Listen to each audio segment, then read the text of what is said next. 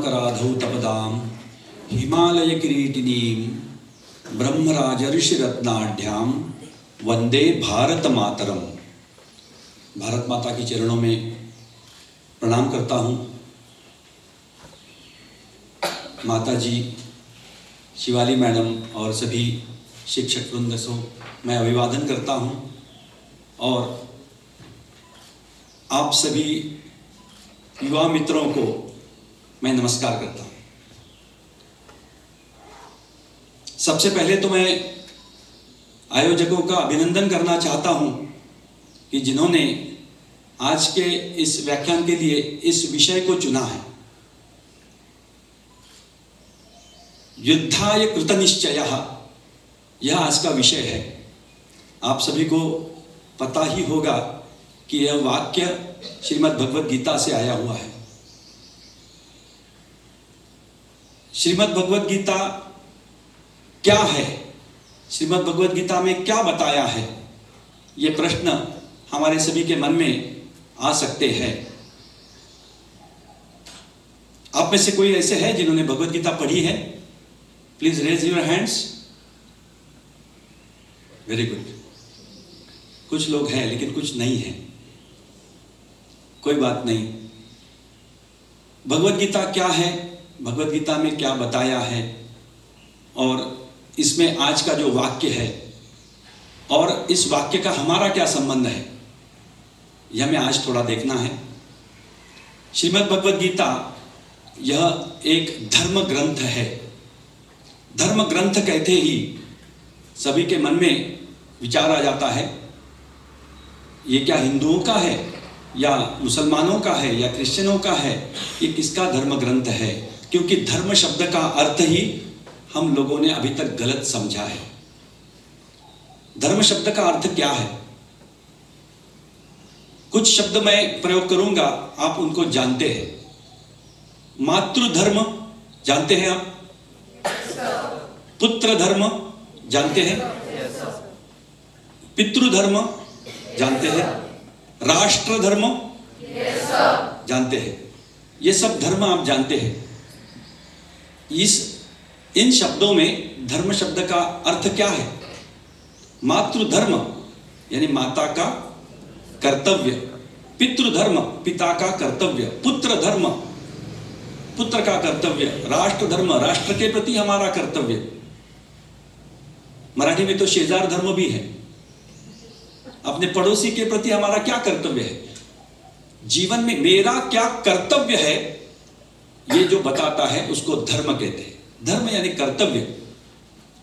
अब भगवद गीता कौन सा धर्म सिखाती है, कौन से कर्तव्य सिखाती है? हमारे जीवन के अलग अलग पड़ाव आते हैं, अलग अलग समय पे हमारे कर्तव्य अलग अलग हो जाते हैं। अलग अलग भूमिका में अलग अलग कर्तव्य हो जाते हैं। पिता के प्रति एक अलग कर्तव्य है, राष्ट्र के प्रति अलग कर्तव्य है, समाज के प्रति अलग कर्तव्य है, एक छात्र के नाते मेरा कुछ अलग कर्तव्य है। और ये कर्तव्य कभी कभी ये कर्तव्य में क्लैश आ जाता है, द्वंद्व निर्माण हो जाता है। कौन सा कर्तव्य पहले? मान लीजिए एक योद्धा है, एक सैनिक है, सीमा पर देश की रक्षा के लिए अपनी सेवा दे रहा है। बीच में छुट्टियां मिल गई, छुट्टियों में घर आ गया, घर में आके सबके साथ आनंद मना रहा है। अब अचानक माँ की प्रकृति खराब हो गई, माँ को एडमिट करना पड़ा और माँ अभी अस्पताल में है, तो माँ की सेवा कर रहा है, वो अपना कर्तव्य निभा रहा है। अब माँ की सेवा करते करते ही अचानक उसको संदेश आ जाता है कि रिपोर्ट इमीडिएटली, कुछ परिस्थिति कठिन हो गई है तो बॉर्डर पर तुरंत रिपोर्ट करना है। अब उसके सामने दो कर्तव्य का द्वंद्व निर्माण हो गया।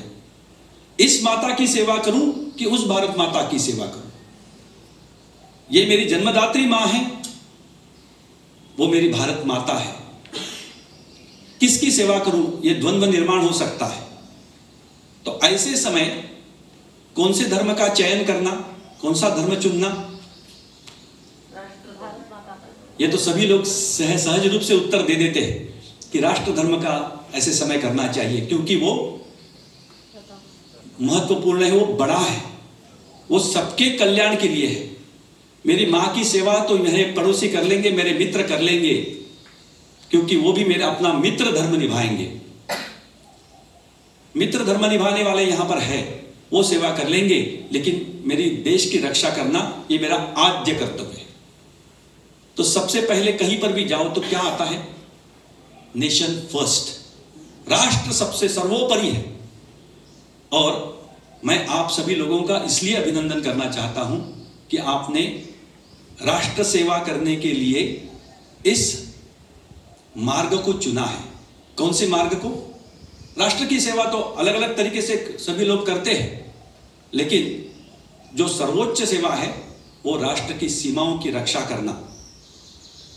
मैं भी आपके जैसा जब एक छात्र था, युवक था, उस समय ये मेरी भी मन में बहुत अच्छी मनीषा थी कि मैं आर्म फोर्सेस ज्वाइन करूं। मुझे पता था कि मैं ज्वाइन नहीं कर सकता, क्योंकि शारीरिक व्यंग के कारण मुझे आर्म फोर्सेस में मिलने वाला नहीं है, ये मुझे पता था। फिर भी इतनी तीव्र इच्छा थी कि वो इच्छा के लिए मैंने एनसीसी ज्वाइन किया, एनसीसी में सी सर्टिफिकेट पूर्ण किया, बताएं देकर आया हूं।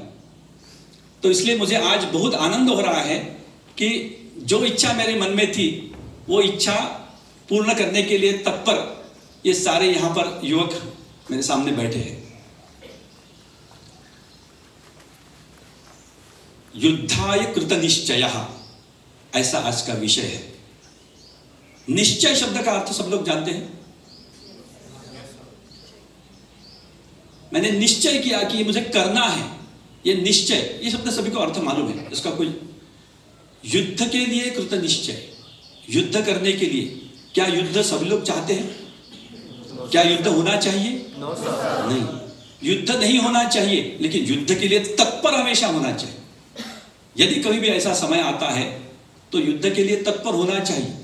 भगवत गीता, जब ये संवाद है, इट्स ए डायलॉग, भगवान श्री कृष्ण और अर्जुन के बीच में ये डायलॉग है। ये डायलॉग कहां पर हुआ है? ये युद्ध भूमि में हुआ है। युद्ध प्रारंभ होने जा रहा था। अब ऐसी परिस्थिति निर्माण हो गई थी कि युद्ध कोई भी हालत में टल नहीं सकता, युद्ध होना ही है। उस समय पांडवों के पक्ष का सर्वश्रेष्ठ योद्धा अर्जुन ने देखा कि यहां युद्ध के लिए आए हुए कौन लोग हैं? अरे ये तो सब मेरे ही आप्त स्वजन है, मेरे ही सब रिलेटिव्स हैं। ये विचार हमारे में मन में आ जाता है, और ये विचार से हमें बहकाने के लिए हमारे दुश्मन देश हमेशा तैयार भी रहते हैं। युद्ध करने के पहले हमारे मन में छोड़ देते हैं हिंदी चीनी भाई भाई। अब मेरा भाई है तो मैं भाई पर प्रहार कैसे करूं, ये हमारे मन में आ सकता है विचार। पाकिस्तानी हो गए तो भी क्या हो गया, हम तो आपके भाई हैं, हम तो एक ही देश में थे एक समय। ऐसा विचार जानबूझकर छोड़ा जाता है। इसको जैसे युद्ध की नीति होती है ना, वैसे एक राजनीति भी होती है। तो ऐसी ही राजनीति के तौर पर धृतराष्ट्र ने अर्जुन के पास में अपने दूत को भेजा था, और अर्जुन को उसने कहा, दूत ने, अरे ये युद्ध वगैरह बेकार है, ये युद्ध मत करो। मेरा पुत्र दुर्योधन वो तो नासमझ है, उसको तो कुछ समझता नहीं है, लेकिन तुम तो समझदार हो। किसी को समझदार कह दिया तो उसकी भी थोड़ी सी, अरे मुझे समझदार का, मैं तो समझदार हूं, मुझे तो समझना चाहिए कि युद्ध नहीं करना चाहिए। ऐसे भाव उनके मन में भर दिए। और जब प्रत्यक्ष युद्ध का समय आया, भगवत गीता की शुरुआत ही वहां से होती है। शंखनाद हुआ, बिगुल बज गया जिसको हम कहते हैं।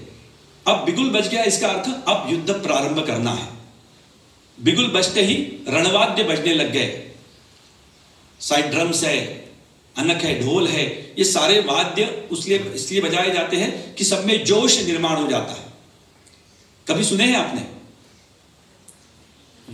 जो रणवाद्य है वो रणवाद्य को अभी आप कभी भी सुनिएगा, ये वाद्य सुनकर ही हमारे मन में जोश निर्माण हो जाता है।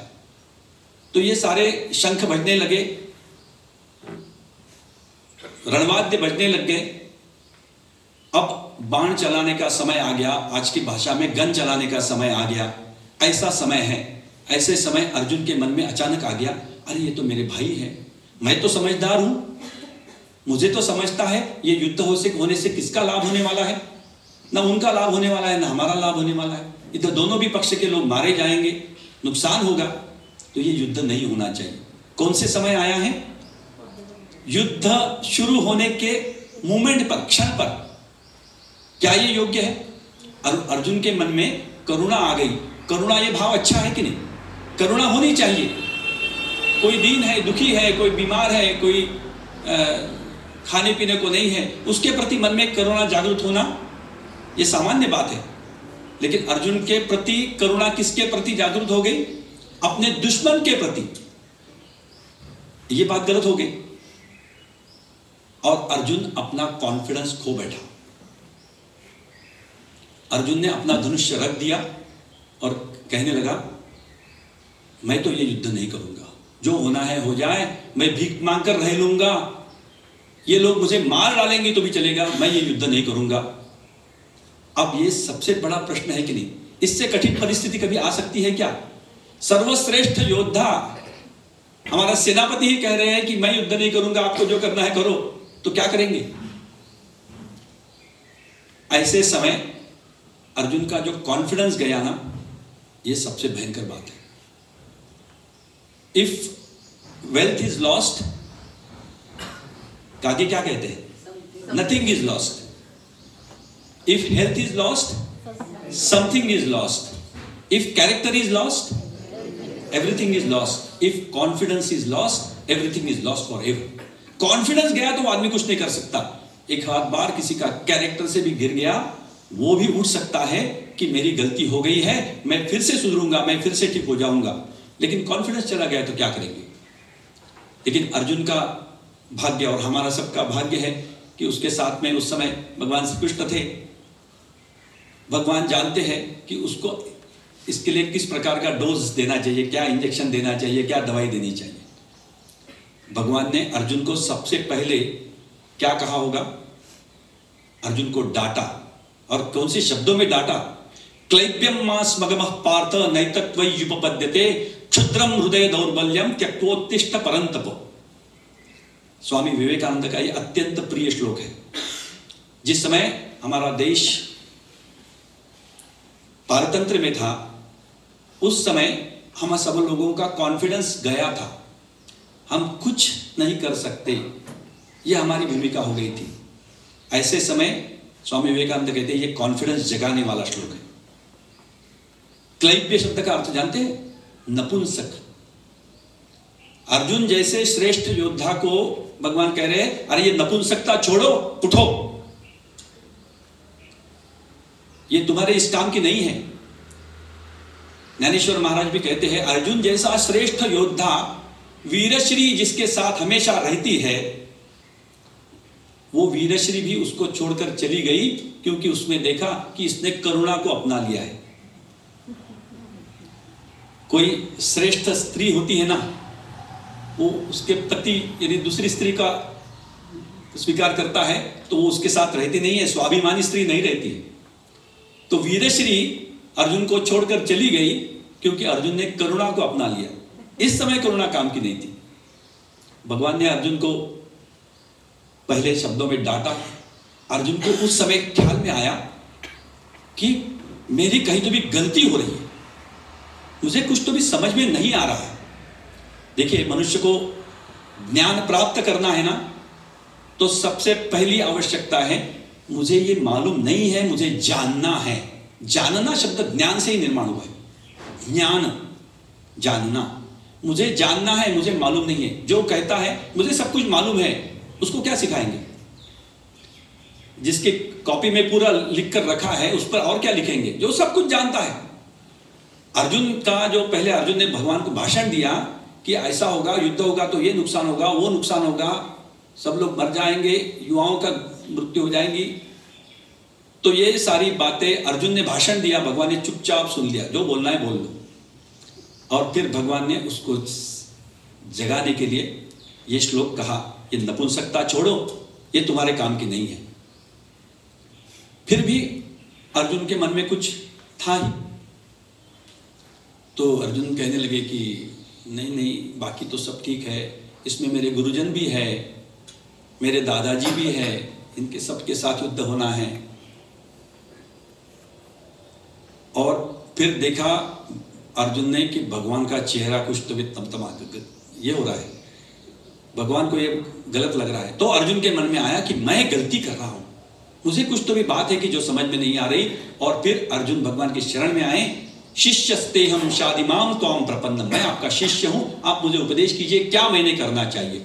और इस समय जो भगवान ने उपदेश किया है इसको कहते हैं हम श्रीमद् भगवत गीता। ये उपदेश अर्जुन को डिप्रेशन आ गया, आज की भाषा में कहना है तो अवसाद ग्रस्त हो गया, कॉन्फिडेंस चला गया। तो उसको जगाने के लिए भगवान श्री कृष्ण अर्जुन के साथ में थे। अभी हमारा कॉन्फिडेंस चले जाएगा तो कौन है हमारे लिए? श्रीमद् भगवत गीता यह भगवान श्री कृष्ण का वांग्मयी रूप है। ये वांग्मय के रूप में, पुस्तक के रूप में, ये कोई सामान्य पुस्तक नहीं है। इस पुस्तक के रूप में साक्षात भगवान श्री कृष्ण है हमें उपदेश देने के लिए। उपदेश तैयार है, हमें खोलकर देखने की आवश्यकता है। जीवन में कितना भी कठिन प्रसंग सामने आ जाए उस समय हमें भगवत गीता मार्ग दिखाती है। भगवत गीता हमें अपना धर्म सिखाती है। धर्म का अर्थ फिर याद रखना, अपना अपना कर्तव्य, किस समय मैंने क्या करना है, ये भगवत गीता हमें मार्ग दिखाती है। गीता का पहला शब्द क्या है मालूम है? धर्म क्षेत्रे कुरुक्षेत्र। पहला शब्द है धर्म और अंतिम शब्द क्या है? ध्रुवा नीतिर मतिर मम। आप लोग संस्कृत थोड़ा बहुत सीखे हैं? yes, स्कूल में सीखे हैं। मम का अर्थ क्या है? मम यानी मेरा, अहम यानी मैं, मम यानी मेरा। धर्म मम, मम धर्म, मेरा धर्म क्या है, मेरा कर्तव्य क्या है, किस लिए मैं इस धरती पर आया हूं, मैं कौन हूं। मैं चींटी मकोड़ा, कीड़ा मकोड़ा, हाथी घोड़ा बिल्ली नहीं बना, मुझे मनुष्य का देह प्राप्त हुआ है, मनुष्य जन्म प्राप्त हुआ है। तो इस जन्म में मेरा कुछ कर्तव्य है। वो कर्तव्य क्या है? आहार निद्रा भय मैथुनंच सामान्य में तक पशु भी नराणाम धर्मो ही तेषाम अधिको विशेषो धर्मेण ही न पशु भी समान। अरे ये तो पशु पक्षी कीटक है, इनका तो जीवन है आहार, भोजन करना, खाना, सोना, बच्चे पैदा करना, ये उनका धर्म है, वो करते रहते हैं। उनको आगे कुछ मालूम नहीं है। लेकिन मनुष्य को तो जानता है कि मैं किस लिए, मुझे मनुष्य जन्म प्राप्त हुआ है, इस बारे में कभी सोचना है। तो हर जीव, मनुष्य जब जन्म होता है उसके लिए उसका एक कर्तव्य निश्चित होता है। वो कर्तव्य हमें निश्चित करना है। हमने जो मार्ग चुना है, हर एक व्यक्ति अपने अपने स्वभाव के अनुसार मार्ग चुनता है। उसका एक स्वभाव होता है। कोई कलाकार है, उसको वो अपनी कला का प्रदर्शन कर सकता है, लेकिन ये उसको सैनिकी काम बोलेंगे तो उसको नहीं जमता है। कोई पूजा पाठ करने वाला होता है, उसको वही जमता है, वो वही कर सकता है। कोई बिजनेसमैन होता है, वो अपना बिजनेस कर सकता है, लेकिन थोड़ा सा कोई ने आवाज चढ़ाए तो डर के चुप जाता है। हमने जो मार्ग चुना है, हम किसी को भी सामने जाते हैं। किसी भी, कितना भी बड़ा संकट हो, राष्ट्र पर संकट आता है तो वो संकट को निभाने के लिए हम तैयार हैं। इसके लिए आवश्यक क्या है? एक ही बात की आवश्यकता है। सबसे पहली बात यानी निश्चय। व्यवसायात्मिका बुद्धि रेके कुरुनंदन बहुशाखा यनंताश्य बुद्धयो अव्यवसायिना। व्यवसायात्मिका बुद्धि का अर्थ है निश्चयात्मक बुद्धि। सबसे पहले निश्चय पक्का होना चाहिए, मुझे क्या करना है। और मैं आप सबका अभिनंदन करता हूं कि इस आयु में ही आपका निश्चय पक्का हो गया है कि मुझे राष्ट्र की सेवा करना है, और वो भी एक सैनिक के नाते। देखिए, ये हमें हमेशा बताया जाता है कि मनुष्य का ध्येय पहले होना चाहिए। ध्येय नहीं है तो उसकी नौका कहीं भी भटक जाती है। जिसका जीवन में ध्येय नहीं है वो कहीं भी भटक सकता है। और ये ध्येय लोगों को बुढ़ापे तक समझ में नहीं आता। कई लोगों को इसलिए मैंने आपका अभिनंदन किया कि आपको अपना ध्येय दिखा है। राष्ट्र की सेवा करने के लिए मैं इस मार्ग से यानी सीमाओं की रक्षा करने के लिए मैं तत्पर रहूंगा। यह निश्चय एक बार हो गया, व्यवसायात्मिका बुद्धि, व्यवसाय निश्चित हो गया, यानी निश्चय पक्का हो गया, और वो एक ही होता है, मुझे राष्ट्र की सेवा करना है सैनिक के नाते। यह निश्चय पक्का हो गया। अब आगे की बातें आसान हो जाती है। जिनका निश्चय पक्का है उनको कभी बड़े बड़े अट्रैक्शंस भी हिला नहीं सकते। बहुशाखा ही अनंताश्च बुद्धयो व्यवसायिना। जिनका निश्चय पक्का नहीं होता ना, उनको हिलाना बहुत आसान होता है। छोटे से बालक को एक चॉकलेट दिखा दिया तो चला जाता है। वैसे हमें कोई छोटा सा अट्रैक्शन दिखा दिया तो हम जाएंगे क्या? अरे क्या रखा है उसमें, ऐसे किसी ने बोल दिया तो हम लगे तुरंत हम अपना मार्ग छोड़ देंगे क्या? नहीं। जिनका निश्चय पक्का होता है ना, उनके लिए ये अट्रैक्शंस, बहुशाखा, ये ऐसे अट्रैक्शन बहुत सामने आते हैं, लेकिन जिनका निश्चय पक्का होता है उनको ये अट्रैक्शंस कुछ नहीं कर सकते। उनका निश्चय, इसलिए युद्धाय कृत निश्चय में सबसे महत्वपूर्ण शब्द है निश्चय। एक बार निश्चय पक्का हो गया तो जीवन में मनुष्य कुछ भी प्राप्त कर सकता है, कुछ भी प्राप्त कर सकता है। फिर एनडीए के प्रवेश क्या, वो तो होना ही है। एनडीए का प्रवेश ये हमारा ध्येय है क्या? ये हमारा ध्येय नहीं है। हमारा ध्येय क्या है? राष्ट्र की सेवा करना। राष्ट्र की सेवा करने के लिए एनडीए में प्रवेश करना, ये हमारी एक स्टेप है, एक पादान है। वो तो हम करके ही रहेंगे, क्योंकि राष्ट्र की सेवा करने का हमारा निश्चय। देखिए, एक अंग्रेजी में कहावत आप सब लोगों ने सुनी होंगी, not failure but low aim is crime. Fail होना ये कोई गुनाह नहीं है, लेकिन ध्येय छोटा रखना ये गुनाह है। और ध्येय और इच्छा, इसमें क्या अंतर है? कामना इसको एक कहा जाता है। इच्छा और ध्येय में क्या है? मुझे एनडीए में एडमिशन मिल जानी चाहिए, ये भी कामना हो सकती है। किस लिए मिलनी चाहिए? अरे मिलिट्री में जाएंगे तो बहुत अच्छी सैलरी मिलती है, इसलिए जा रहे हैं क्या हम मिलिट्री में? मिलिट्री में जाएंगे ना तो अच्छा यूनिफॉर्म पहन के सब लोग बहुत सैल्यूट करते हैं, इसलिए जा रहे हैं क्या? फिर किस लिए जा रहे हैं? Very good. आपका निश्चय इतना पक्का है तो मुझे कुछ बोलने की आवश्यकता नहीं। ये ध्येय निश्चिति, ध्येय और कामना, ये दो का अंतर जिसको समझ गया आ गया ना, वो अपने मार्ग से कभी हिल नहीं सकता। इसलिए ध्यान में रखना कि आपको एनडीए में प्रवेश तो मिलना निश्चित है यदि आपका ध्येय पक्का है। और किसी न कारण यदि नहीं, जैसा मुझे नहीं मिला, मेरी इच्छा तो बहुत थी, नहीं मिला, एनसीसी पर मैंने अपनी प्यास बुझा ली कैसे वैसे, लेकिन उसके बाद में भी जो मार्ग मिला वो कंस्ट्रक्शन का, वो फील्ड भी ऐसा है कि वो युद्ध से कुछ कम नहीं है। उसमें भी बहुत कठिन कठिन चैलेंजेस आ जाते हैं, और वो कम से कम उसमें मैंने अपना निभा लिया। लेकिन ऐसा हो सकता है कि नहीं मिली तो हम हार जाएंगे क्या? देश की रक्षा करना, देश की सेवा करना, यह हमारा ध्येय है। इस मार्ग से नहीं कर सका, उस मार्ग से करूंगा, लेकिन ध्येय यदि पक्का है ना तो आपकी एडमिशन भी पक्की है। इतना समझ, उसके लिए अच्छा इतना समझ लेने से हो जाएगा क्या?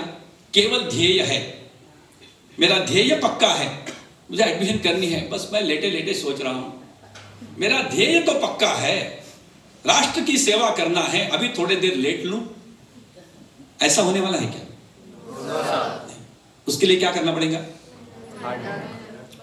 तस्माद् उत्तिष्ठ कौन्तेय युद्धाय कृत निश्चयः। युद्धाय कृत निश्चय के पहले की पंक्ति क्या है?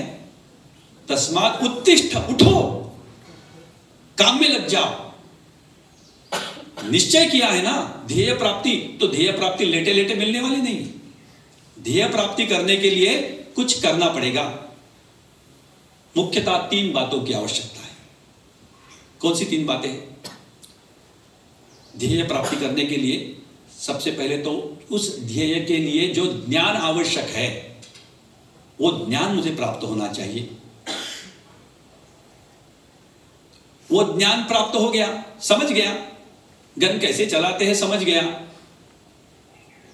चलाई क्या कभी नहीं, करेंगे नहीं तो क्या फायदा है। मालूम भी होना चाहिए, ज्ञान भी होना चाहिए, उसके साथ वो कर्म भी होना चाहिए।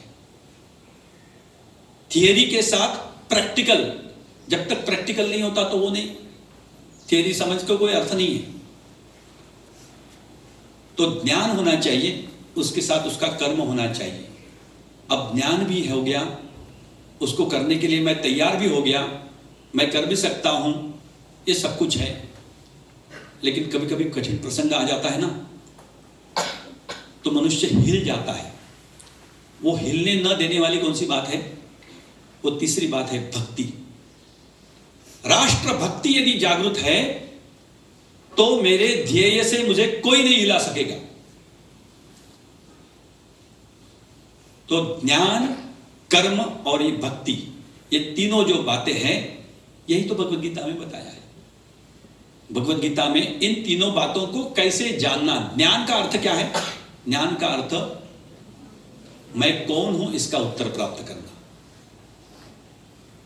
ये तो गन्स का, एरोप्लेन्स का और फाइटर प्लेन्स का और बम्स का, ये सारा ज्ञान हम प्राप्त कर ही लेंगे, वो तो हम कर सकते हैं। लेकिन इसके साथ साथ मैं कौन हूं इसका उत्तर पाना, यह भी यह ज्ञान है। तो ये जानकर, मैं एक भारत में मेरा जन्म हुआ है, भारत माता की सेवा करना ये मेरा कर्तव्य है। इस कर्तव्य को मैं जानता हूं। मैं कोई कुत्ता बिल्ली हाथी घोड़ा नहीं हूं, मैं मनुष्य हूं, मैं इस बात को जानता हूं। और इसके लिए मुझे अपने शरीर की परवाह नहीं है, क्योंकि मैं शरीर नहीं हूं। ये क्या है? हाथ है। ये किसका हाथ है? मेरा हाथ है। ये मेरा हाथ है। ये सिर किसका है? मेरा सिर है। ये मेरा पेट है, ये मेरे पांव हैं, ये सब मेरा है। मैं हूं क्या? ये हाथ यानी मैं हूं? नहीं। ये सिर यानी मैं हूं? नहीं। ये शरीर किसका है? मेरा शरीर है। मेरा शरीर कहने वाला मैं कौन हूं? मेरा शरीर कहने वाला मैं कोई तो भी एक हूं, जिसे ये शरीर प्राप्त हुआ है अपना कर्तव्य निभाने के लिए। सरदार भगत सिंह का नाम आप सबने सुना है। देश के लिए अपने प्राण अर्पण करने के लिए सिद्ध हो गए। मैं सरदार भगत सिंह का नाम इसलिए लिया कि वे संस्कृत के छात्र थे, आपको पता नहीं होगा इस बात को। और उन्होंने भगवद गीता पढ़ी हुई थी, भगवद गीता का अर्थ अच्छे से जानते थे। जिस समय उनको फांसी की सजा सुनाई गई, अभी आज फांसी जाना है मुझे, अब मरना है, ये बात सुनकर किसी की हालत क्या हो जाएगी? एक वहां पर जेल में हमेशा किसी को जब फांसी दी जाती है तो उसके पहले उसका ब्लड प्रेशर, उसके सब पैरामीटर्स चेक किए जाते हैं। और ये पाया जाता है आधे लोग तो उसमें से वैसे ही मरे हुए रहते हैं कि अब मुझे मरना है, ये बात से। और उनका बीपी डाउन हो जाता है, या बीपी बहुत हाई हो जाता है, सांस फूल जाती है, अब क्या होगा, कैसे होगा, ऐसी उनकी अवस्था हो जाती है। अत्यंत नॉर्मल। सरदार भगत सिंह के सारे पैरामीटर्स नॉर्मल थे। तो उनको पूछा डॉक्टर ने, हाउ इज इट पॉसिबल, ये कैसा हुआ, ये कैसे संभव है? तो उन्होंने कहा, आप क्या करने वाले, मेरे शरीर को तोड़ोगे ना, मैं तो नष्ट नहीं होने वाला हूं, मैं फिर जन्म लूंगा, फिर मेरी भारत माता की सेवा करने के लिए यहीं पर आ जाऊंगा। मैं ये शरीर नहीं हूं। शरीर की क्या बात है, वो तो एक मेरा व्हीकल है। हमारी बाय चांस कभी हो गया, गड़बड़ हो गई, गाड़ी टूट गई, तो हम क्या खत्म हो गए क्या? अरे शरीर टूट गया तो क्या होने वाला है? मैं देश की रक्षा करने के लिए मैं फिर रहूंगा, मैं फिर करते रहूंगा। और एक बात बताता, ये आपको करने की इच्छा क्यों हुई? कभी सोचा इसके बारे में? इस प्रकार से सेना में जाकर देश की रक्षा करने की इच्छा क्यों हुई? क्योंकि इसके पहले पूर्व जन्मों ने आपने ये कार्य किया है, इसी के लिए आप प्रवृत्त होते हैं। ये ऐसी सामान्य बात नहीं है। आप देखते हैं कभी कभी छोटा सा बच्चा होता है, 5-6 साल का बच्चा उत्तम तबला बजाता है, कैसे सीख लिया? कोई सुंदर गीत गाता है, कोई पहले से उसको व्यायाम की बहुत अच्छी इच्छा रहती है, खेलकूद में बड़ा रहता है, ये बचपन से आ जाता है, अच्छे से खेलने लगता है। ये क्यों आता है? ये उसके अनेक जन्मों की साधना है। मनुष्य को अपने जीवन में अपना ध्येय दिखना, और वो भी इस आयु में दिखना, युवावस्था में, युवावस्था के में पदार्पण करते समय अपना ध्येय दिखाई देना, ये अनेक जन्मों की साधना है। अनेक जन्म आपने इस देश की रक्षा की है, इसलिए आपको ये प्रेरणा प्राप्त हुई है कि मैं इस कार्य में लग जाऊं, और इसलिए आप इस कार्य में यशस्वी होने ही वाले हैं, क्योंकि अनेक जन्मों की साधना आप करके आए हैं। निश्चय पक्का है, युद्धाय कृत निश्चयः, और निश्चय करने के पहले तस्मात् उत्तिष्ठ कौन्तेय, उठना है, कार्य में लग जाना है। कार्य में लगना है ने क्या क्या प्राप्त करना है। सेना में जाना है तो किसी को भी नहीं लेते सेना में, सबसे चुनिंदा देश के जो युवक होते हैं ना, उन्हीं को सेना में लिया जाता है। और कैसे चुना जाता है? उनका शरीर कैसा है, व्यायाम किया हुआ है कि नहीं, क्या वो किसी भी परिस्थिति को देख सकते हैं, तो शरीर कैसा होना चाहिए। स्वामी विवेकानंद का एक वाक्य मुझे बहुत पसंद आता है, What I want is muscles of iron and nerves of steel. What I want is muscles of iron and nerves of steel. ये करने के लिए क्या करना है? जो भी हमारे एक्सरसाइजेस है, हमारे शरीर, बॉडी फिटनेस एक अत्यंत महत्वपूर्ण बात है। अच्छा, सिर्फ बॉडी फिटनेस से हो जाएगा क्या? सिर्फ बॉडी फिटनेस से नहीं होने वाला। इनसाइड, स्वामी विवेकानंद कहते हैं, what I want is muscles of iron and nerves of steel, inside which dwells a mind of same material of which a Thunderbolt is made. हमारा मन पक्का होना चाहिए, निश्चय पक्का होना चाहिए। युद्धाय कृत निश्चयः, अरे युद्ध आए जा जाएगा, हमें उस बात की क्या फिक्र है, हमारा निश्चय पक्का है, हम देश की रक्षा करके रहेंगे। ये मन का फिटनेस है। जीवन में अपना ध्येय प्राप्त करना है तो अपना मन और अपना शरीर दोनों भी आवश्यक है। शरीर के लिए क्या कहा गया है? शरीर माध्यम खलु धर्म साधनम। धर्म, फिर शब्द आ गया, धर्म का अर्थ कर्तव्य। कर्तव्य करना है, बहुत इच्छा है देश की सेवा करने की, लेकिन क्या करूं, बीमार रहता हूं, क्या उपयोग है? हमेशा मेरी शक्ति नहीं है, मैं दौड़ नहीं सकता, क्या रक्षा करेगा? तो उसके लिए सबसे पहले क्या चाहिए? Body fitness. शरीरम आद्यम खलु धर्म, धर्म की साधना, धर्म का पालन करना है, अपने कर्तव्य का पालन करना है, तो सबसे पहले फिट शरीर चाहिए। और शरीर जैसा जैसा फिट हो जाता है ना, और अपने ध्येय का विचार करते हुए फिट हो जाता है ना, मैं किस लिए शरीर फिट कर रहा हूं, किस लिए मैं दौड़ रहा हूं, किस लिए मैं दंड बैठक कर लगा रहा हूं, किस लिए मैं सूर्य नमस्कार कर रहा हूं, किस लिए मैं जिम में जा रहा हूं, ये सारा करते समय ये मैं सुंदर दिखूं इसलिए नहीं है, मेरी फिगर अच्छी बन जाएंगी इसलिए मैं एक्सरसाइज नहीं कर रहा हूं। अरे वो तो बाय प्रोडक्ट है। सेना में जो जाता है ना, सेना के सैनिकों को देखिए कैसे दिखते हैं, कैसा तेज होता है।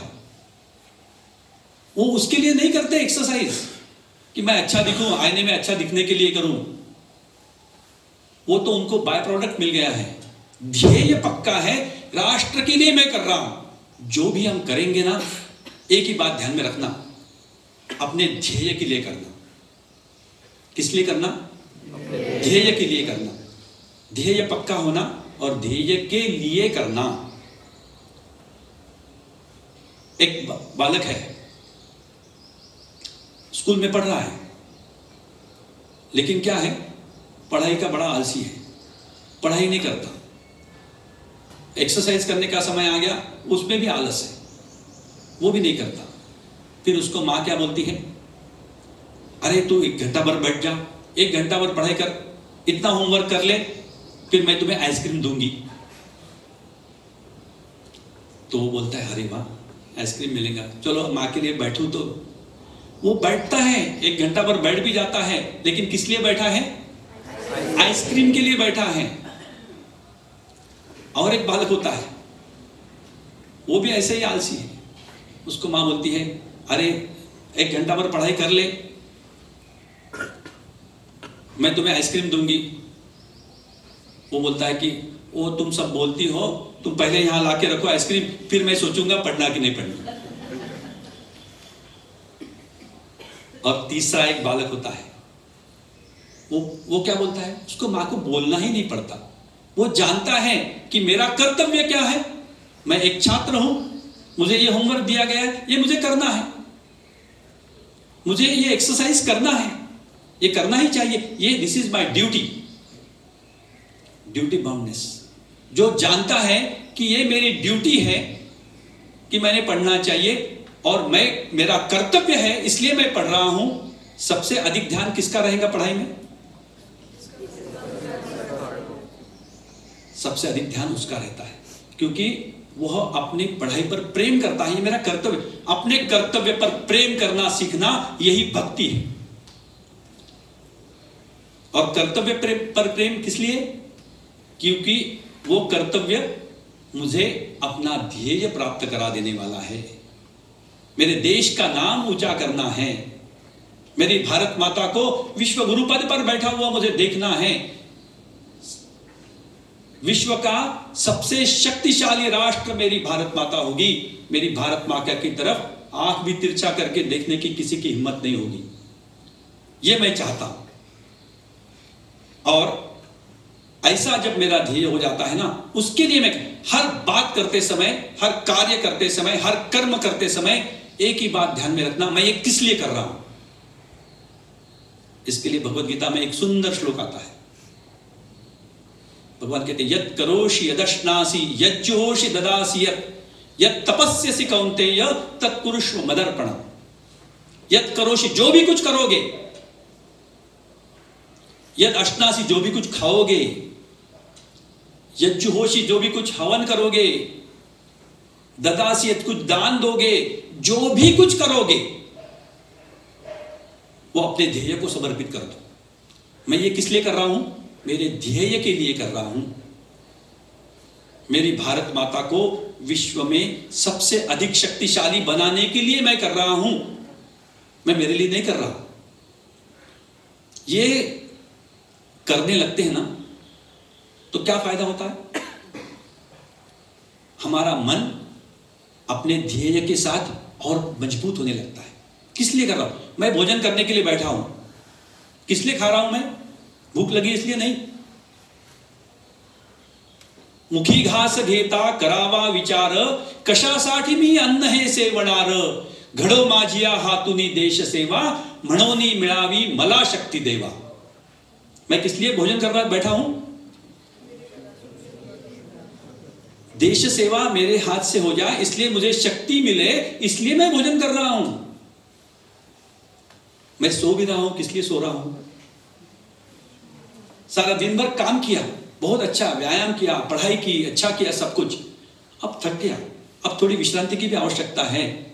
अपने ध्येय के साथ बातचीत करते जाना। अपना जो ध्येय है ना, वो ध्येय क्या है, भारत माता को सर्वशक्तिशाली बनाना, यह हमारा ध्येय है। तो उस सर्वशक्तिशाली भारत माता के को देखना और अपने हम हर कार्य करते समय उस माता के साथ बात करते जाना। देखो मैं ये कुछ मजाक की बात नहीं कर रहा हूं। आप बोलेंगे माता, भारत माता के साथ बात कैसे करेंगे, भारत माता का जो भी रूप आपको पसंद है ना, भारत माता का मानचिन्ह है, नक्शा है, भारत माता का ये रूप है, कोई भी जो रूप आपको अच्छा लगता है उस रूप में भारत माता को देखते जाइए मन ही मन में, और अपना कार्य प्रारंभ करने के लिए कहना कि हे भारत माता, मैं आपके लिए कर रहा हूं, ये मैं आपके लिए कर रहा हूं। ये भाव जागृत होते ही आपका उस अपने ध्येय के प्रति प्रेम जागृत हो जाएगा। उसी को भक्ति कहते हैं। भक्ति का अर्थ ही प्रेम है। राष्ट्र भक्ति, राष्ट्र की भक्ति का अर्थ क्या है? राष्ट्र पर प्रेम। बिना प्रेम के मनुष्य में ये शक्ति भी नहीं आ सकती, न ये बुद्धि आ सकती। ये प्रेम अत्यंत आवश्यक है। और आप लोगों ने ये ध्येय, इसलिए मुझे बार बार ये बात अच्छी लग रही है कि आप लोगों ने अपना ध्येय निश्चित किया है। बस अब एक ही बात की आवश्यकता है, सुबह उठकर नींद खुल गई, नींद खुलते ही क्या करना? भारत माता का स्मरण करना और उसको एक प्रार्थना कहना, कर प्रणाम तेरे चरणों में, लगता हूं अब तेरे काज, पालन करने को आज्ञा तब मैं नियुक्त होता हूं आज। भारत माता को प्रणाम करना। सबसे पहले स्मरण किसका करना? तो भारत माता का स्मरण करना। सुबह उठते बराबर पहला स्मरण भारत माता का, और उसको कहना, आपकी चरणों में मैं वंदन करता हूं, आपकी चरणों में मैं प्रणाम करता हूं, कर प्रणाम तेरे चरणों में, लगता हूं अब तेरे काज, आपका काम करने के लिए मैं लग रहा हूं, और पालन करने को आज्ञा तब मैं नियुक्त होता हूं। आप जो उसे कहेंगी ना वो मैं करूंगा, आपकी आज्ञा का मैं पालन करूंगा। देखिए, ये भारत माता के साथ संवाद शुरू हो गया, आपकी बातचीत शुरू हो गई, और जैसे जैसे आपकी बातचीत उसके साथ बार बार होते जाएंगी ना, तब आपको ध्यान में आएगा, वो आपको मार्ग दिखाने लगेगी। तू मेरा काम कर रहा है ना बेटा, तू इधर से जा, इधर मत जा, ये कर, ये मत कर। यदि मेरा कार्य करना चाहता है ना तो बेटा तू इधर से चल, अभी सोना मत, अभी व्यायाम करने का समय हो गया, उठ। और जैसी बात भारत माता कहेंगी, प्रहरी उठो, आप खट से उठकर खड़े हो जाओगे। भारत माता आपको, आपके भीतर में भारत माता की प्रतिमा को जागृत कीजिए, वो आपको सारा मार्ग दिखाएंगी। किसी के भाषण की आवश्यकता नहीं रहेगी आपको। उस भारत माता को कहना, मां मैं अभी बालक हूं, मेरा मन अभी भी थोड़ा कच्चा है, उसको आपको बराबर करना है। अंतर में स्थित रहकर मेरी बागडोर पकड़े रहना, निपट निरंकुश चंचल मन को सावधान करते रहना। भारत माता को कहना, मेरा चंचल मन है, कभी कभी इधर उधर भटक जाता है, उसको सावधान करना। अंतर्यामी को अंतस्थित देख सशंकित होवे मन, पाप वासना उठते ही हो नाश लाज से वह जलभुन। मन कहां है? हमारे भीतर ही है। अब भारत माता को हमने अपने हृदय में प्रस्थापित किया है। वो मन जब देखेगा, अरे चलो ना, आज के दिन छोड़ दो ना, आज के दिन एक्सरसाइज नहीं करते, तुरंत वो मन को शर्म आ जाएंगी, अरे मेरी भारत माता बाजू में तो बैठी है। वो शर्म के मारे नाश लाज से वह जलभुन, वो अपने आप नष्ट हो जाएगा।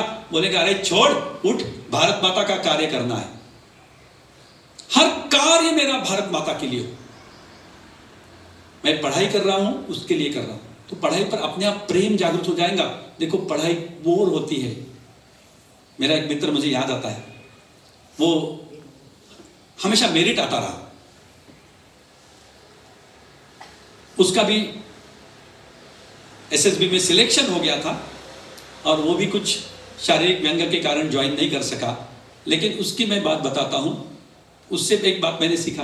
वो क्या कहता था, मैंने बोला, तू इतना अच्छा पढ़ाई कैसे करता है रे? बोले, मैं पढ़ाई पर प्रेम करता हूं, आई लव इट।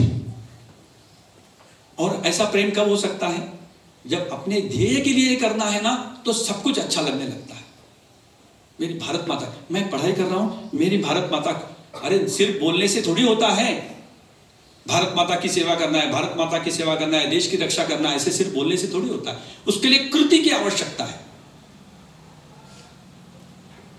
ये कृति कैसे होगी? जब हम प्रेम के साथ वो कर्तव्य मुझे करना पड़ रहा है, ये भाव आते ही वो बोर हो जाता है। अरे क्या यार, मुझे पढ़ाई करनी पड़ रही है, ऐसा बोलने वाला वो कभी पढ़ाई नहीं कर सकता।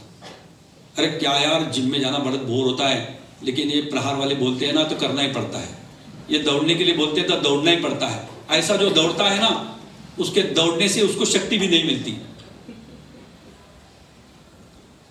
जो कुछ करना है उस पर प्रेम। कैसे, क्या दोनों में अंतर? एक बात बताता हूं, कर्तव्य करना पड़ रहा है और मुझे कर्तव्य करने का अवसर मिला है, दो में क्या अंतर है? I have got this opportunity to perform my duty and अरे यार, मुझे ये करना पड़ रहा है। करने की तो एक ही बात है, करना दोनों ने एक ही है, दोनों ने दौड़ना है, दोनों ने एक्सरसाइज करना है, दोनों ने पढ़ाई करनी है, लेकिन एक बोर होके कर रहा है, एक अरे ये मुझे मौका मिला है, ये मुझे अवसर मिला है, इतना अच्छा अवसर मुझे कभी मिल सकता है क्या, ये सोचकर करता है। बात करनी वही है, कुछ अलग करना नहीं है आपको।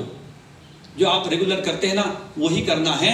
वो करते समय ये मुझे करने का अवसर प्राप्त हुआ है, ये भाव रखते हुए करना है। ये भारत माता ने मुझे ये करने का अवसर दिया, मेरी भारत माता बस, और उसने मुझे ये करने का अवसर दिया। कर्म ये कोई साधन नहीं है।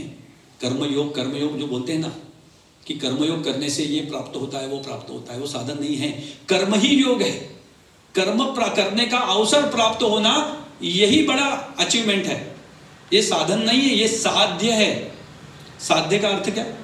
अरे जो मुझे मिलना चाहिए वो मुझे मिल गया। देश की रक्षा करने के लिए मुझे अपने शरीर को फिट करना है, मेरी भारत माता के लिए मुझे शरीर अच्छा बनाना है, तो मुझे व्यायाम करने का अवसर मिल गया। और क्या चाहिए? मेरी भारत माता की रक्षा करने के लिए मेरी बुद्धि को तेज होना चाहिए। केवल फिट होके चलेगा नहीं, घुटने में रख के नहीं चलता ना, दिमाग में होना चाहिए ना, तो वो भी तेज होना चाहिए। उसके लिए पढ़ाई करने का अवसर मिला है। ये जो मुझे करने को मिल रहा है, ये करने को मिला है, ये अवसर है, ये अपॉर्चुनिटी है। ये बात ध्यान में रखते हुए हम करते जाएंगे तो अपने आप उसमें प्रेम जागृत हो जाएगा। और ये प्रेम यानी भक्ति, और तीनों का जब मिलाप हो जाता है ना, बुद्धि है, क्या करना चाहिए जानता है, ज्ञान है, किस लिए करना है ये जानता है, इसका ज्ञान है, करने के लिए तत्पर है, रेडी है, सिद्ध है, तैयार है, और ये करने पर उसका प्रेम है। तीनों बातें जब इकट्ठा हो जाती है ना, तब क्या नहीं साध्य हो सकता है जिंदगी में, ये बताइए। जीवन में मनुष्य कुछ भी प्राप्त कर सकता है। मेरा एक मित्र जो एनडीए में सिलेक्ट होकर आर्मी में गया, अब जाने के बाद में देखिए, कोई भी बात इतनी आसान तो नहीं है। एनडीए में सिलेक्ट हो गया तो आपको लगता है हमने चारों छू लिए, वैसा नहीं है। जब वहां पर जाके एनडीए का ट्रेनिंग शुरू हो गया, तब सब दाल आटे के भाव भी पता चलते हैं, और सब नाना नानी सब याद आते हैं। वो आसान नहीं है। लेकिन उसने एक बार मुझे पत्र लिखा, उस समय ये मोबाइल कुछ नहीं थे, तो पत्र लिखा करते थे। तो उसका मुझे एक बार पत्र आया, उसने कहा कि यहाँ आकर दोस्त मैंने एक बात सीखी। क्या? There is no endurance limit to human body. कितना भी कर सकते हैं, अपने शरीर में की शक्ति कितनी है हमें पता नहीं है, वो हमारे भीतर है, हम उसको केवल जागृत करने की बात है। वो शक्ति शरीर की जागृत की जाती है एनडीए में। और यहां आकर मैंने देखा कि जो मुझे लगता था मैं 5 किलोमीटर भी दौड़ पाऊंगा कि नहीं, यहां आकर 40 किलोमीटर भी दौड़ लेता हूं। और ये मेरी शक्ति है, ये शक्ति मुझ में ही थी, मुझे पता नहीं थी। ये शक्ति की याद हमको प्राप्त हो सकती है इन सारे ट्रेनिंग से, भगवत गीता के ज्ञान से। एक छोटी सी बात याद आ गई, मैं बता देता हूं। एक छोटा सा बालक, अभी तो हम बिल्डिंग के कंस्ट्रक्शन का काम देखते हैं ना, तो उस पर गिट्टी होती है, गिट्टी मालूम है सबको? पत्थर के टुकड़े, वो सब क्रशर में टूटते हैं। एक मशीन होता है, उसमें बड़े बड़े पत्थर डाले जाते हैं, उसके चूरा छोटे छोटे टुकड़े तैयार हो जाते हैं। कुछ साल पहले की बात है, जब ये क्रशर वशर नहीं थे, तब ये गिट्टी कहाँ से आती थी? ये कुछ लोग स्पेशलिस्ट थे जो अपने हाथ से पत्थर को फोड़कर छोटे छोटे बराबर एक साइज के पत्थर बना देते थे। पाथरवट, मराठी में उनको पाथरवट कहते हैं, ऐसे पत्थर तोड़ने वाले। तो ये लोग काम करते हैं, उनके छोटे छोटे बच्चे भी इतने अच्छे ट्रेन हो जाते हैं, वो भी तोड़ देते हैं, बड़े बड़े पत्थर को तोड़ देते हैं। तो एक छोटा सा उसका बालक, उसके मन में आ गया कि मुझे जीवन में सबसे शक्तिशाली बनना है, मैं सबसे शक्तिशाली बनना चाहता हूं। ऐसे उसके मन में विचार आया। तो उसने सोचा कि यहां पर सबसे शक्तिशाली कौन दिखाई देता है आजू बाजू में, कौन है शक्तिशाली सबसे अधिक? आपको कौन शक्तिशाली दिखाई देता है?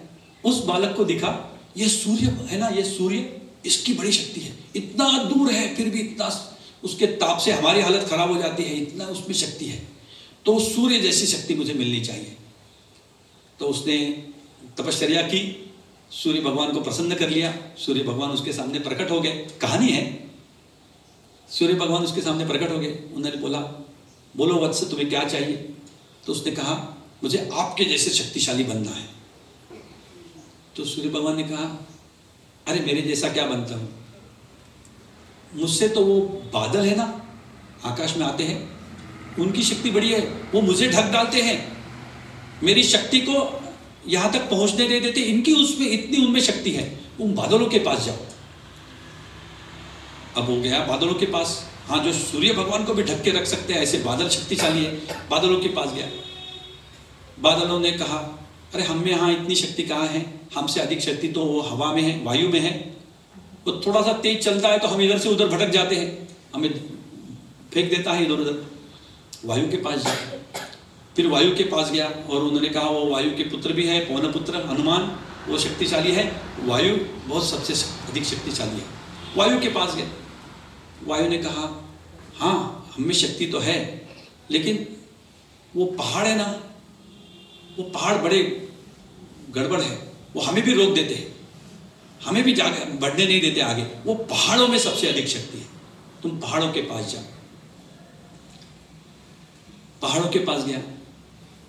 पहाड़ ने कहा, हाँ हमारे पास शक्ति बहुत है, लेकिन कभी कभी क्या हो जाता है ना, बहुत ज्यादा वर्षा हो जाती है तो लैंडस्लाइड हो जाते हैं, हम भी ढह जाते हैं, पहाड़ भी ढहने लगते हैं। लेकिन हमारे अंदर में कुछ पत्थर है, वो इतने शक्ति उनमें है कि वो नहीं ढह जाते, पत्थर वैसे ही रहते हैं। पत्थरों को कितनी भी बारिश हो जाए, पत्थरों को परिणाम नहीं होता। वो पत्थरों में बहुत शक्ति है, उनके पास जाओ। अब वो बड़े बड़े पत्थरों के पास गया। पत्थरों ने कहा, हमारी कहाँ शक्ति, ये पत्थर तोड़ने वाले हैं ना, उनके छोटे छोटे बच्चे आकर हमको तोड़ डालते हैं। क्या पता चला उसको, अरे सबसे अधिक शक्ति तो मुझ में ही है, जिनको मैं सबसे अधिक शक्तिशाली मानने वाला हूं वो पत्थर, उनको तो मैं यूं तोड़ सकता हूं। शक्ति हमारे ही बीच में है, हमारे ही भीतर है। ज्ञान कहाँ है? ज्ञान बाहर नहीं, हमारे भीतर है। ये सबको सिर्फ जागरूक करने की आवश्यकता है, और ये जागरूक करने के लिए एक ही मार्ग है, राष्ट्रभक्ति।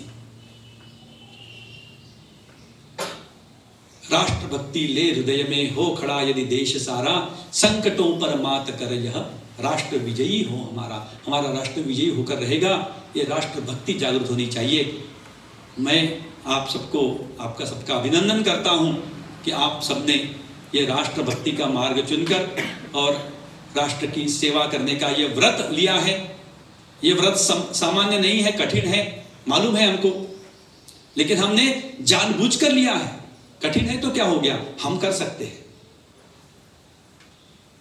कि घेतले व्रत है अमी अंधते ने, हम नासमझी में नहीं कर रहे। लब्ध प्रकाश इतिहास सुवर्ण माने, जे दिव्य दाहक मनोनी असावयाचे, बुद्ध्याच वाण करी है धरिले सतीचे। ये बुद्धिया से जानबूझकर हमने समझते हैं कि ये कठिन है, लेकिन हमारा यही व्रत है। हम हमारे देश की रक्षा करेंगे और इसके लिए हम अपनी भारत माता की सेवा करने के लिए जो पढ़ाई करनी है, उसके लिए जो व्यायाम करना है, इसके लिए जो भी कुछ करना पड़ेगा हम करके रहेंगे। हमें यश निश्चित है।